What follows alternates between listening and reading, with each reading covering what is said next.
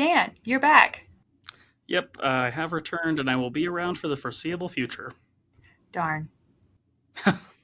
All right, what are we talking about? The importance of trust when working with a financial planner, the value of focus and client experience, and precious metals investing.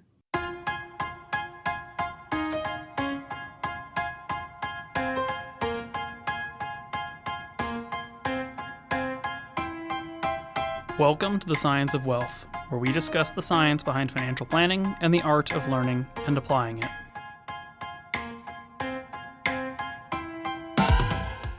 Okay, importance of trust, client experience, and a out of left field precious metal investing question. Well, hit me here. What is the question of trust here? Well, I don't know. I've been thinking about it lately, and in our line of work, we have a pretty unique situation where we meet people, and almost immediately, within the first few meetings at the very least, they need to trust us with their personal financial information. They often link accounts. We can see statements, in addition to talking about a lot of personal things like what they want as they age, their family, etc. That's kind of that's a big ask of people. Yeah, I mean, we have to gather quite a bit of data just to do basic competent advice. I think one of the most challenging things we do as financial planners is get asked for quick soundbite advice, like what should I invest in? It's like, dude, I have no idea what you should invest in. I had a conversation like that about a week ago, and they're like, "Can you just take a look at one of these small accounts I have that I like to play with and see if I've picked good stocks?" And I said, "There's absolutely no way I can do that, but I appreciate your asking, I guess." And not to go off on too much of a tangent about that specific example, but I mean, the basic thing here would be like, hey, I have random ingredients for this recipe. Are they good, high quality ingredients? And you could like see like, oh, it's like butter and flour, but like, is it the best butter? Is it the best flour? Right? Was it the most appropriately priced? This idea that you're just going to be able to glance at a couple of tickers and just know magically like this is a good portfolio or a bad portfolio, completely unreasonable, particularly because these companies and investment vehicles, ETFs, mutual funds, whatever, change constantly. So even though you get very familiar with a lot of them, it's impossible to look at them, on the fly and actually give a true professional opinion. Yeah, it's definitely a question I'm getting more and more often that's harder and harder to kind of give a succinct answer. That's like, no, we can't talk about that really. Welcome to being a financial planner in which your advice is free and worth nothing. Exactly. They know you do it professionally, they value your opinion, but they sometimes don't want to pay for the whole package. It's true. So trust wise, I mean, as far as the element of clients needing to trust us or place trust in us, be a little bit more specific here. What is the curiosity or the ask in the domain of client trust? Well, I think a lot of people, they just have a checklist in their brain. And one of the things they're like, well, I should hire a financial planner. I should talk to one and make sure I'm in a good place. Great. And they don't think any further than that in the beginning. And they schedule a meeting with us and they come in. And then occasionally people seem a little bit surprised when I say, okay, well, here's kind of a list of things that we would need to see from you before I can see, give you a good idea of where you're at.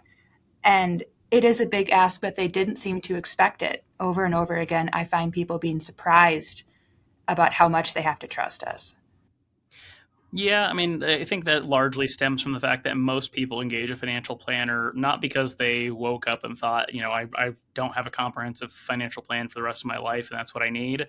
They tend to have a particular problem. They have, the proceeds of a home sale and they've got money left over and they know that they should do something with it, but they don't know what to do with it. Or they just got married or they just got divorced and they're trying to figure out, what finances look like going forward. Or they realized, I want to retire in the next couple of years, but I'm not sure if that's actually going to work. And I need somebody to answer that part for me. And so when you ask for something like their home and auto policy, they're like, well, man, I just needed help investing my money. Like, what does my home and auto policy have to do with that? So I get that, but in the same sense, to utilize an analogy here, I think for a lot of people, the desire to ask about one specific part of their financial plan and to get help with one particular part of their plan is sort of akin to going to somebody and saying, "Hey, I don't want a map or a GPS or anything to tell me exactly where I am, but if you could tell me either my exact longitude or my exact latitude or my exact altitude, or if you could tell me whether I'm on the east side or the west side of this particular hill or mountain, that's all I really need. When you, as a financial planner, to torture this analogy, know that they do probably need a more comprehensive map to figure out where they are, and more importantly, to figure out the path to where they're trying to get to. Yeah, that's a very good analogy, actually. And I don't know, I think it's something that we need to remember as financial planners, if there's any others listening, is we kind of get into the habit of asking for this information. To us, it's our everyday, it's not a big deal. I'm like, here's the portal, link your accounts, I'll take a look. It's a big ask, and we forget on our end that it's a big ask sometimes, or at least I Yeah. can. Well, and it's a big ask depending on whether somebody was already organized or not. And the funny thing is, a lot of people who do go through the data gathering process do come back and say, like, wow, I had so much more stuff going on than I thought I did, or, I'm really just relieved already. I haven't even hired you yet, but I'm just so relieved to like have gotten it all together, to have it all in one place. I've never done that before.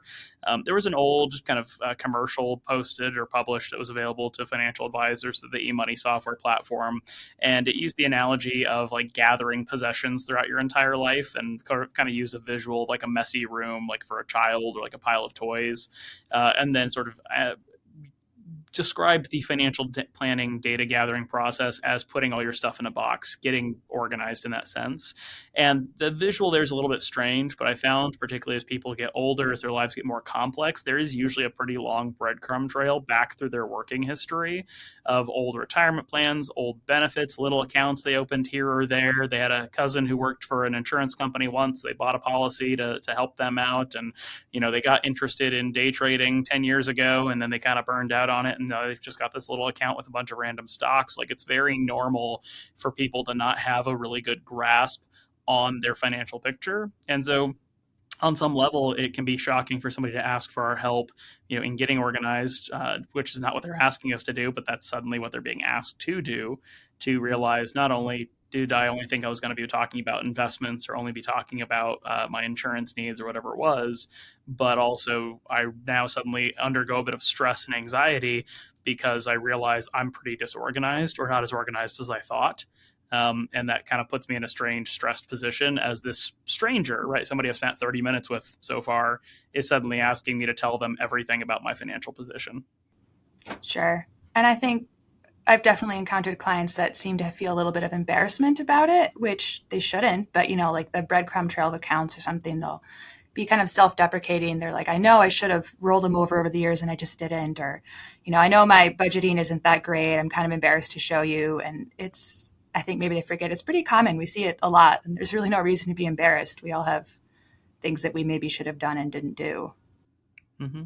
And I think on some level, because money is such a taboo subject, right? It's considered rude to just like ask people, hey, how much do you make? Or like, how much money do you have?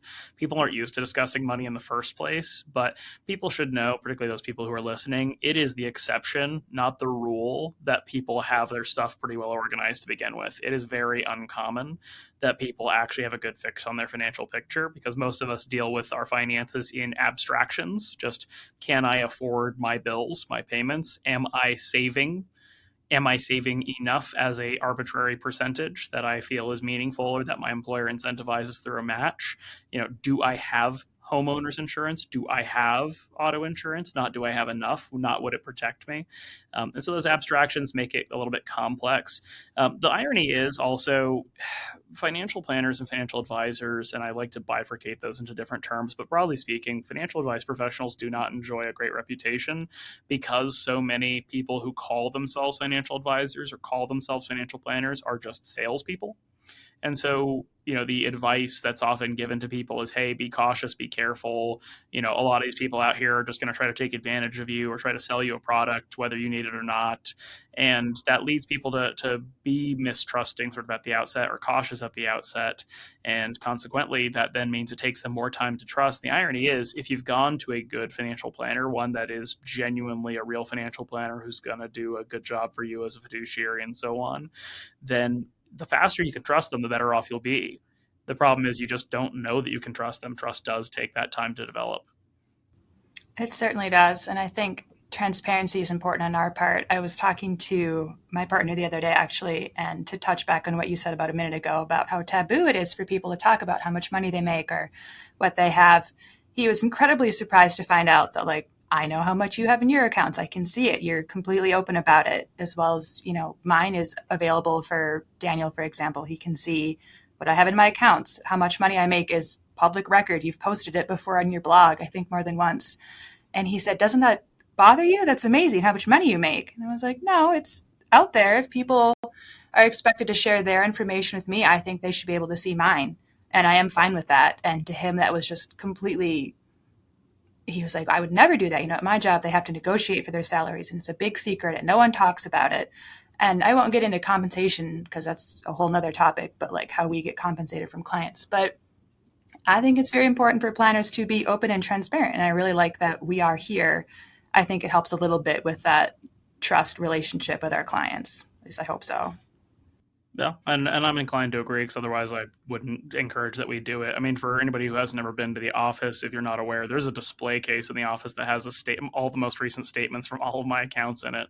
The account number is covered because nobody needs that, but my balances, my holdings that I contributed money and so on is all on display.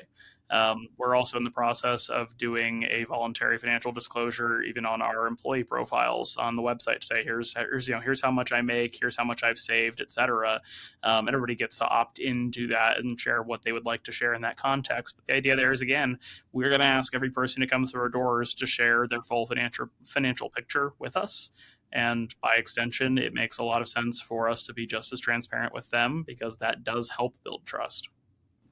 Certainly, which I think kind of transitions into my next topic here is, the client experience. In addition to trust going both ways, I think that's a very important thing that people occasionally overlook. They get a little bit too interested in the business aspects of things and how transactional it can be without thinking about maybe the softer points of client experience. Yeah. Client experience is something that I spend a lot of mental energy on. And the irony is, a lot of best practices, guidance in the financial planning world sort of glosses over client experience, in the sense that it often focuses on efficiency. How many clients can you serve? How little time can you spend on them? And there are definitely things like automations where there's a perfectly happy balance between spending less time and still delivering value. But when I think about client experience, I do think about that sort of front to back, right? When somebody opens the door to our office, what do they see? What do they hear? What do they smell? When we greet them, when we meet them, what is the conversation we're having at the threshold? And as they're invited back to have this conversation with us, again, what are they seeing, smelling, hearing, and experiencing? I think it's a very meaningful part of the experience, because there's this old piece of wisdom: people won't remember what you said, but they'll remember how you made them feel. And in that particular context, I think of a lot of the experiences I've had, both good and bad, with assorted vendors, hotels, restaurants, airplanes, and so on. And I do remember, I don't remember the color of my hotel room or exactly what somebody said when I got to a resort in Mexico and they handed me champagne, but I remember the champagne. So there's something to be said for being mindful in any business about really, what do people physically and emotionally experience beyond the literal value of the thing you deliver to them. Yeah, that's a very good point. I know recently I had a negative experience with a car salesman, and I remember every detail of that, but I don't remember, which cars we test drove in the lot and things like that. But I remember him and how he made me feel, and whether or not I would go back and ever work with him. And, similar experiences at restaurants and other businesses. I'll remember that, but I really don't remember if it was like the best burger I've ever had or the third best burger. That didn't really stick with me, but I remember the server and, how they acted. And in that particular example, right, we think about the car salesman or the restaurant or those sorts of things. And this circles back to the trust topic a little bit. A lot of people feel insecure coming to a financial planner. And one of the most core pieces of being their advisor, of being their planner, of asking them to trust us and engage with us, is that we are asking them to be vulnerable with us. And the worst thing we could possibly do is make them feel bad for making themselves vulnerable. We have to build trust. We have to build rapport and a relationship with our clients by hearing them where they are, seeing them where they are, and supporting them where they are on the path to where they want to get to. You hear an analogy out there sometimes about, it would make no sense to shame a fat person for going to the gym, because that's the absolute place they should be. And yet the world is full of stories of being, overweight or out of shape and going to a gym and having people there sort of sneer at them or be rude to them because they weren't already fit. As financial planners, we deal with people who would, in the athletics analogy, range from Olympians to absolute amateurs. And in that particular context, they might be incredible at something else that they do, right? They might be the smartest engineer on earth. They might be the best teacher on earth, or they might be the most clever entrepreneur, the hardest working tradesman on earth. It doesn't really matter in that context because they've come to us to be experts in financial planning for them, and we want them to have a strong experience in that same way. And that does feed back into the trust. My favorite example to pick on for sort of bad client experience consistently, but still having a high degree of trust, are doctors, right? Doctors are rated amongst some of the most trustworthy professionals amongst all professions. And yet most people, when you ask them to break down their medical experiences, don't have a lot of good things to say about it, right? I got to the office, I checked in, they made me wait for 20 minutes, then they took me back to an exam room and I stood on a scale and they took my blood pressure, and then they made me sit on the weird bench with the piece of paper, and then I sat there for another 30 minutes, and then the doctor came in and said, sorry, I'm late, and then I spent 5 minutes with them and they sent me on my way. And yet we still place an enormous amount of trust in those professionals despite the lack of a quality experience they have. Now, there are some doctors and some medical practices that really do emphasize client experience, or in this case, patient experience, by having less patients or by having larger appointment slots so they're less rushed and they can spend more time with you and so on. And that certainly improves the quality of the experience. But, just imagine the experience you have with any vendor, with any business, with any place that you interact with, and really think about it from a step-by-step level and decide how much of an influence your experience has on your willingness to do business with that entity, with that group, or with that professional. Sometimes it matters a lot, sometimes it matters a little, but it's a really meaningful thing to contemplate, not only in why do you work with who you work with or do business with who you do business with, but in turn, what are they doing to support the quality of that relationship? Certainly. I think like in our first meetings with a new person that I've never met before that maybe booked online or something, I spend a good portion of time listening to them say, I'm a little embarrassed. I should have, organized all sooner earlier in life. And me having to say, that's fine. It's good that you're here. It's not a bad thing. We're happy you're here and you're doing it. And just reassuring them and making them feel welcome and comfortable and making sure they view us as a professional as people maybe do to a doctor, like you mentioned.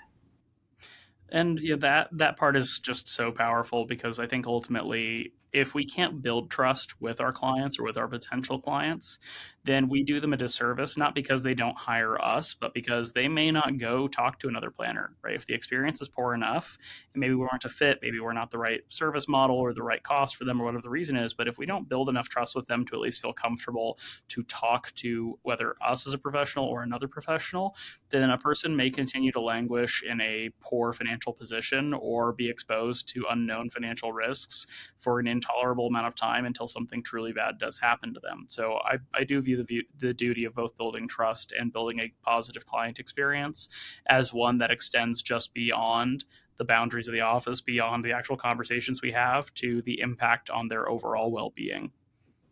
I think that's a really good point. One bad experience can really throw people off overall, not just in, our immediate relationship. And I think an example of that, I'm going to do a slightly awkward segue into my third point, but someone I was talking to recently, her husband had passed away so recently, et cetera. So she's kind of trying to get interested in the whole money world, just all of it, because she wasn't super involved in managing it all. And she's gathered information from a variety of sources, including podcasts she finds and friends and anything online. And she's very interested in precious metals investing. And I've definitely, from what I've gathered talking to her, she's not getting it all from like consistent sources. She's getting really conflicting information. And I find that that's really common when it comes to precious metals. But I guess I'm not actually even sure why. Can you talk a little bit more about that? Sure. Precious metals investing obviously enjoys a very long history because you can go back to ancient currencies that were made out of precious metals, and even essentially up to Bretton Woods here in the kind of middle of the 20th century, we had a gold standard currency, and so gold and silver and even copper and other things like that have always enjoyed a reputation as repositories of value. And that makes them appealing because we instinctively understand like gold is valuable, silver is valuable. We understand that just implicitly. Whereas when you say something like, a fractional 180 millionth share of ownership of Apple is valuable, and people are like, yeah, I like my iPhone, but I don't really quite feel the same level, just intrinsic value from that tiny, tiny fractional share of ownership of a business that I do from tangible precious metals or real estate or anything like that. Precious metal investing tends to be marketed by a couple of groups and tends to appeal to a couple of groups in particular. It tends to be marketed by the literal kind of manufacturers, so the mining companies or the kind of smelting companies that turn them into bars or coins or that sort of thing. Obviously, they've produced a product, and now they're very interested in selling the product. But I do think precious metals are a good example of that old expression, right? People don't buy the ticket; they buy the destination. People don't buy gold or silver because they value the gold or silver. They value the sense of security that that physical asset provides for them, right? They can hold it in their hand, they know it's valuable, and they can just feel a little bit safer with it. And so it's marketed that way. You see enormous, enormous amounts of advertising around, how to easily invest in precious metals, gold, silver, coin companies, bullion companies. You can buy gold bars at Costco. There's a whole variety of ways that this gets sold, but it's a investment that advertises itself. The thing I think that's interesting is you don't see people advertising Apple's stock or Microsoft stock, right? You see people advertising the companies, their products, the value and goods they provide, but nobody is out there just running ads for you to go buy more Apple stock. And so in that same context, the preference for precious metals comes from a sense of insecurity or fear or uncertainty, and it's heavily, heavily marketed to in that sense.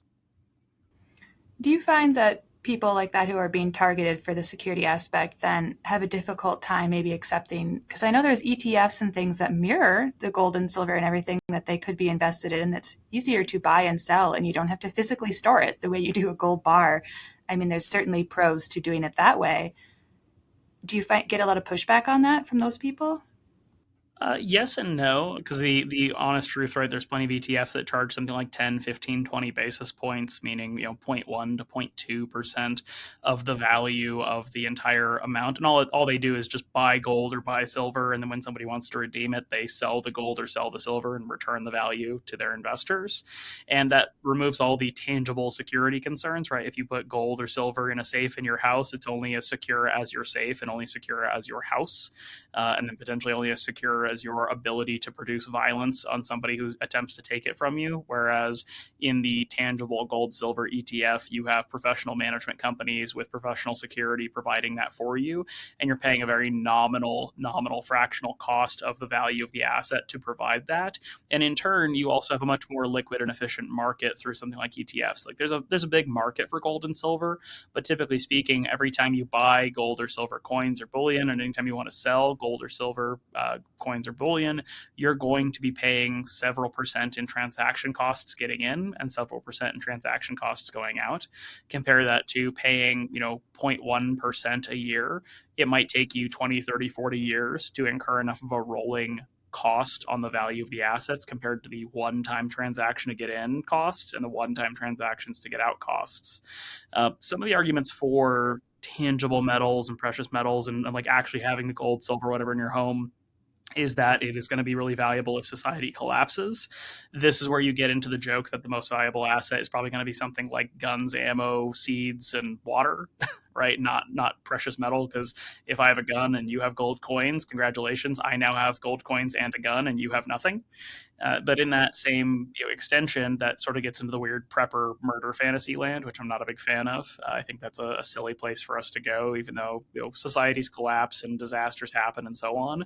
But I think the least precious thing you're going to have in a scenario like that is the heavy metal that you have to now protect and secure and carry around with you and hope that people will trade you for it for their more survivable materials or possessions. So when we come back then to just a pure non-apocalypse scenario analysis, then I think the gold silver argument becomes rather silly, because realistically, these tangible assets in any commodity for that matter, not even just gold silver, we could look at wheat, coffee, lumber, whatever it is, all of those are really only valuable for one particular thing, and it's a hedge against hyperinflation. which is to say, hey, if the US dollar suddenly becomes a lot less valuable for some reason, as we've seen currencies in other countries become a lot less valuable, then I could still take my gold, silver, or coffee beans and sell them to somebody in, let's say, Britain for pounds or euros that presumably in this scenario have not also hyperinflated. So all that to say, gold doesn't produce any value on its own. It's not innovative. It doesn't invent anything. It doesn't have sales. It doesn't do anything on its own. Same thing with silver. Same thing with coffee, wheat, and all the other commodities.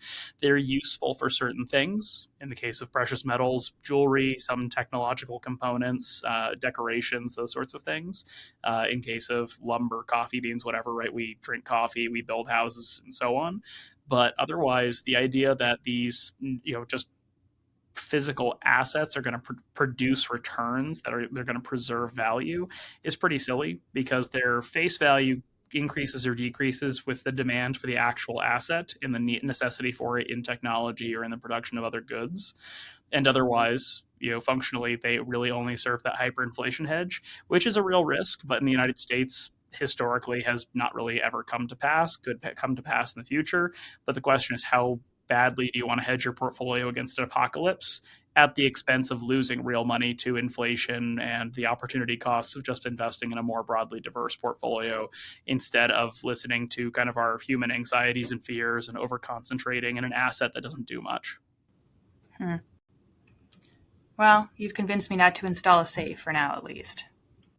Hey, there's plenty of value to safe, so I'm just not sure that anybody needs to go out and spend a lot of money on a safe just so they can then spend a lot of money on pieces of metal, just so they can then worry about whether those pieces of metal are safe and secure inside their home at all times, all for the purpose of producing a better financial outcome, when you could, with much lower stress, buy the gold, silver ETFs or something like that and get the same financial outcome.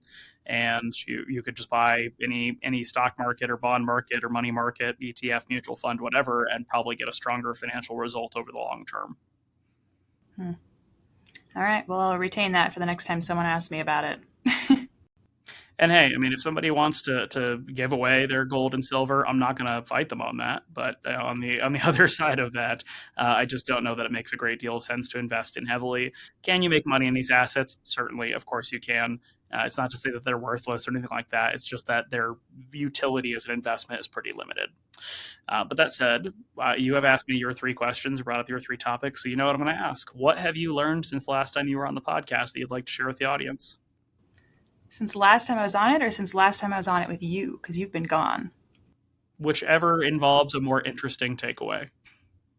Well, I've been doing a lot of stuff out in the community, but also doing a little bit of data review here at the office. So it's been a little bit more of a mix than I think it was last time you asked me that question. You've been gone. We've been working in your absence.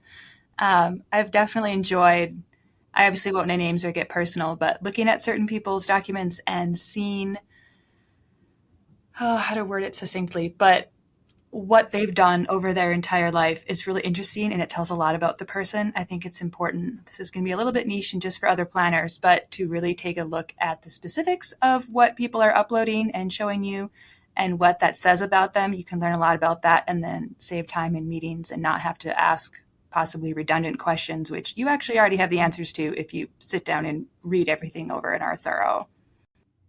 Shockingly, if you do the research, you will learn things. Who would have thought?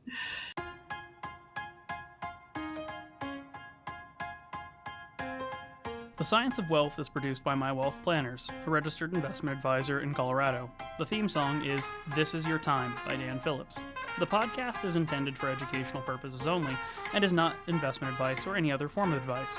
Not all material discussed on the podcast is appropriate for every individual in every circumstance, so you should consult with a certified financial planner, tax professional, or legal professional as appropriate before attempting to apply any of the subjects, strategies, or tactics discussed on the podcast.